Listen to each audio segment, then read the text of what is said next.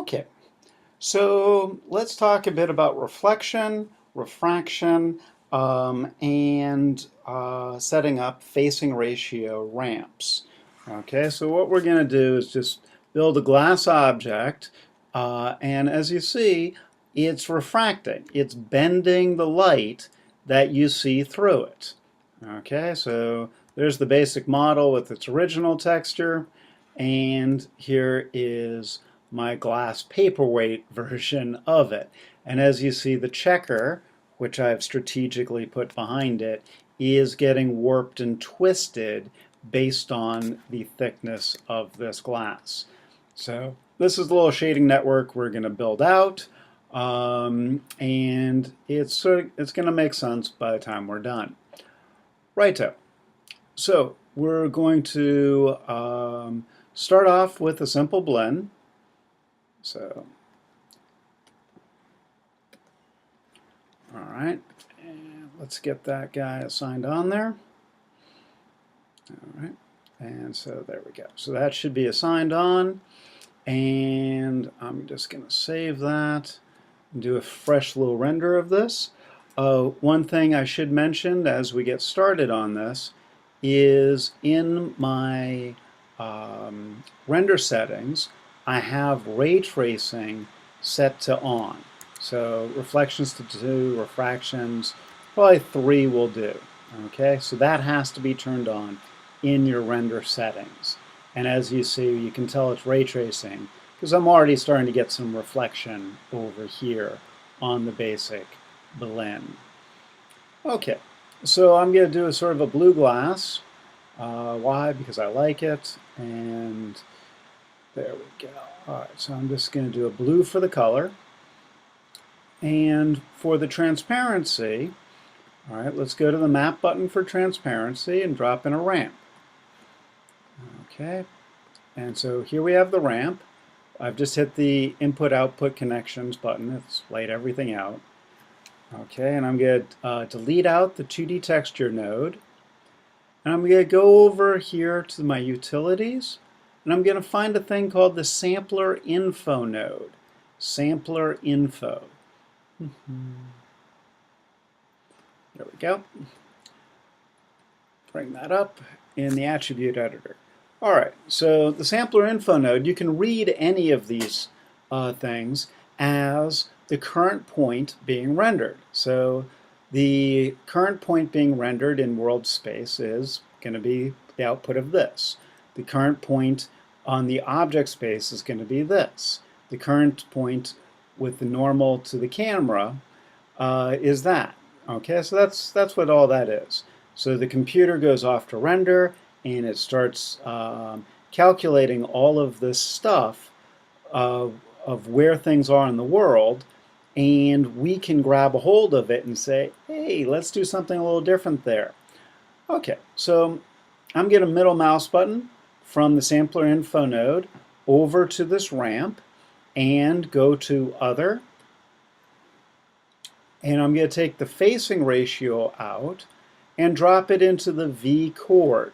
The V chord because it's a V ramp. All right, so here we have our ramp. It's set to a V ramp, not a U ramp. Okay, so that's why we chose the V chord. All right, so I'm going to toss this into the incandescence temporarily, just so you can really quickly see what's going on. All right, so I'm going to hit the render button, and it's going to take a moment or two to render, and the parts facing directly at the camera are going to be dark blue. Things slightly away from the camera are going to be a cyan, as we see, and it goes from the cyan into the green, and then it shifts over to that red as they get 90 degrees away from the camera. There's very little 90 degrees or perpendicular to our camera's view on this side. Okay, and these bits here in the dark blue are facing exactly at the camera.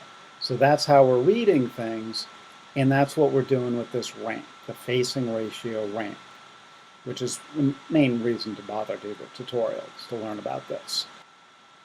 Okay, we got a little red up there. Okay, so I'm going to just pop that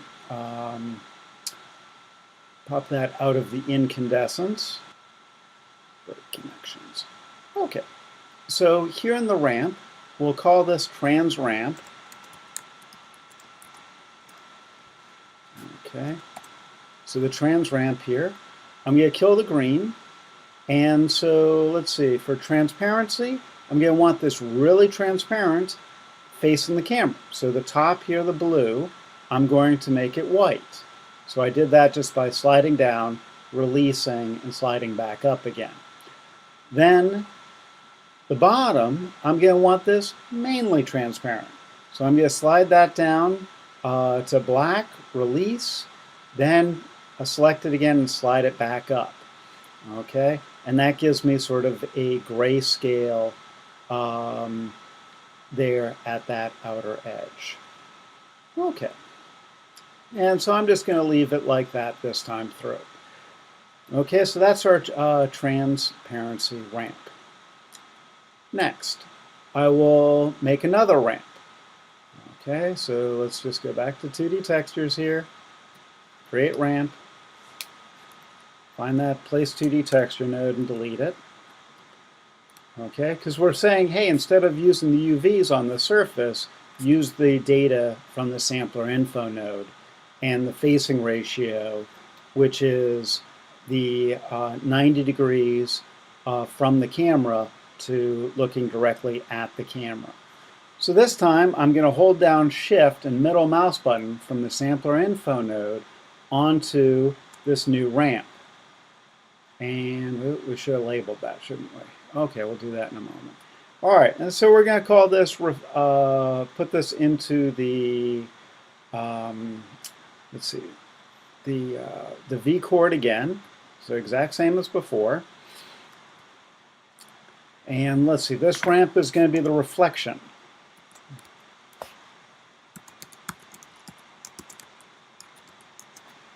Okay, so this is the reflection ramp. Going to kill the green again. So now this time we're going to want it less reflective on the inside. So the top here, I'm going to slide it down to black, release, that dumps out the color information, and then slide up to a, not all the way to white, but just a very light gray. Then I'll grab the red, slide all the way down to black on this guy, and then slide back up all the way to white. Okay? All right, maybe I'll take that down to a mid-gray on top. Okay. And so for this, I will, I'm going to map this into the reflectivity. So this is where this is reflective. I'm also going to goose the specular color. Okay, so the reflectivity, I'm just middle mouse buttoning over and dropping it into the reflectivity. That automatically connects up the out alpha to the reflectivity. And I've goosed up the specular color because I found it's given me the best results. Okay, so that's going to show us a little bit. Let's see if we save that so we can look back. All right, so now we're getting some reflection across on the surface, but not that much. Okay, so there we have the reflection, as you can see, of the items coming in from the backside. And typically what I like to do with these guys is into the reflective color. Okay, I'm going to map in an environmental texture, and we'll just do an environmental sphere. The environmental sphere, we will map in a file to the image. Okay, so into the environmental, into the blend's reflected color, I've just mapped an environmental sphere. Into the sphere's image, I've mapped in a file, and I happen to have on my hard drive a background file just for these sorts of occasions. It's cheesy, but it'll do. Okay? And so that is what is reflected. And I'll just render a little piece here. We'll see a little bit of that reflection, maybe in there. Maybe I need to go up a little bit. Yeah, it's starting to break up some stuff there. It's subtle, but all these little subtle details are what add together to make something look and feel real. And that's the trick, is it's not one quick button to do this stuff. All right, we're not seeing too much there, but let's push on to doing our friend the refractions. Okay, so the refractions, going to turn on refractive there. And I'm going to do another ramp for this. This time, what I'll do is I'll grab the, I'll just grab the trans ramp. And I'm going to right mouse button over black space. If I right mouse button over the node, it gives me stuff to do with that node. So I'm over black space. All right, I'm right mouse buttoning, and I'm just going to go to Edit, Duplicate, and do with connections to network. So that's Edit, Duplicate, with connections to network. And I'm not seeing it pop up. There it is. Okay, so it's given me this duplicate, and it's connected it to the facing ratio. So it saved me that step. All right, so this guy I'm going to rename. So this is in the duplicate. I'm going to rename this refraction ramp.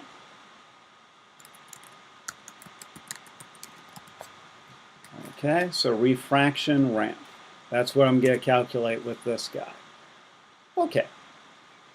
And so for the refractions, on the inside of the surface, okay, where it's facing us, I want it to have a value of 1, and where it's bending away from us, I want it to have a value of 1.333.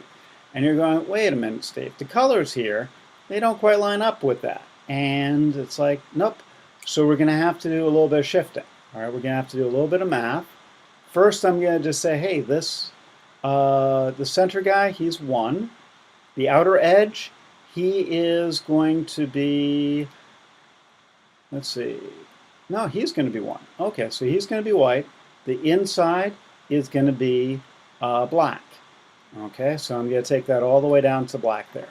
Okay, so now that I have the data the way I want it, so black near the center and 1 out at the edges where it bends away, I go to my utilities, and I'm looking for a thing called a set range.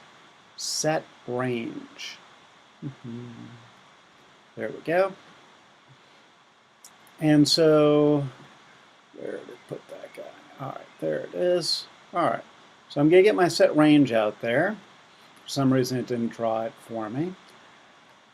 All right, and so I'm going to feed in, let's bring that up. Actually, we can just talk about this a moment before we do the plumbing. So the old min and max is 0 to 1, and the new min and max, okay, min and max here, used to be labeled new min and max. For some reason they changed it. The new min is going to be 1, and the new max is going to be 1.3333. Okay, so because that's the refractive index I want. I could be misremembering that. That might be water. Anyhow, to be sure, Wikipedia has all this in it. It's fantastic. I used to have a chart in the classroom with me for this, but now it's just, do it on Wikipedia. You can get the refractive index for diamonds and things. But okay, so we're going to take the refraction ramp, and we're going to drop it into the value. So I've middle mouse buttoned it to the value.